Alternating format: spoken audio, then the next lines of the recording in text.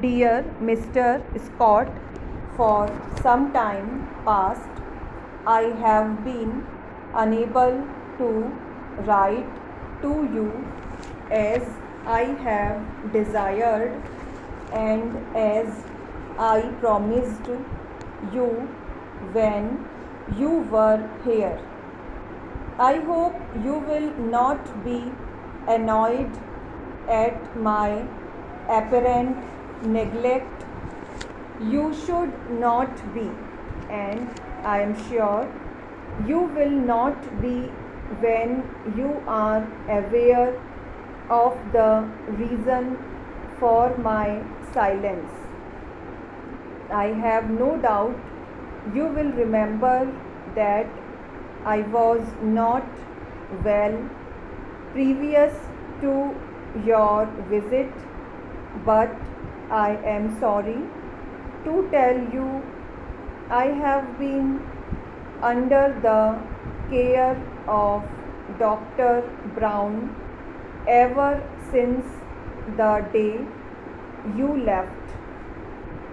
Indeed, you were not gone an hour when I had to send for the physician. I do not know what was the cause of my illness.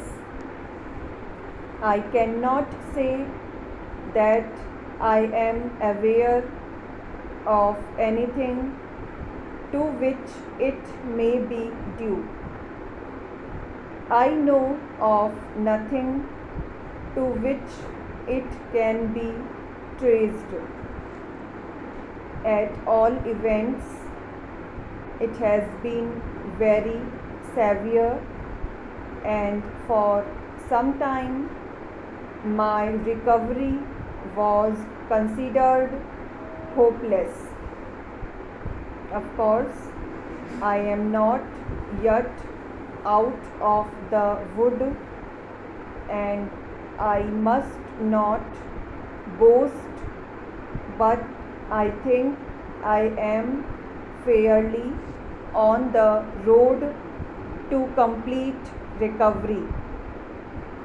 You will be sorry to learn that I am not yet strong enough to leave my room, but you must not suppose that I am in danger.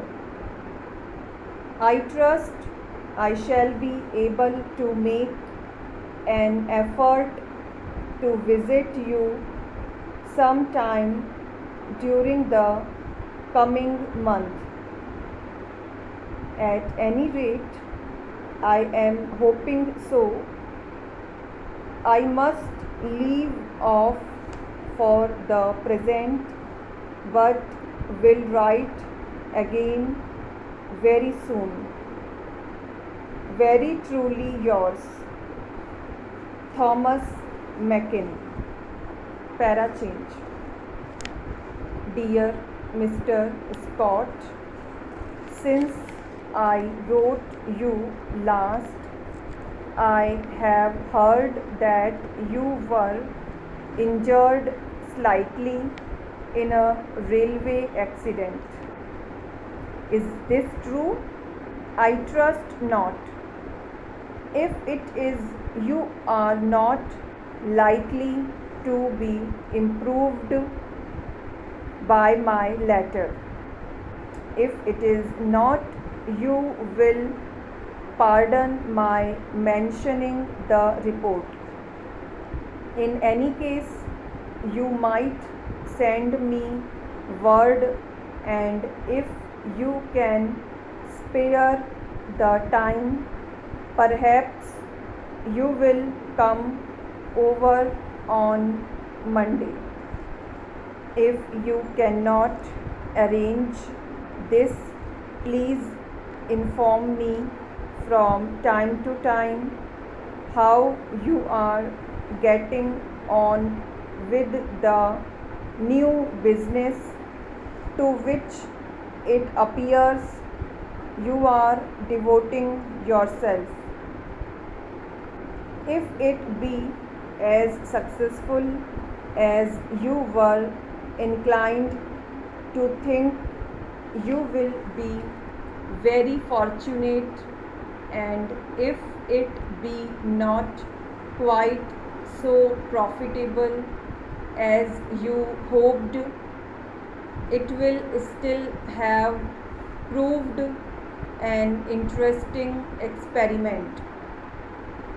At all events, it was well worth a trial. At the same time, you should not work too hard. If you do, you must not be surprised to find your health giving way.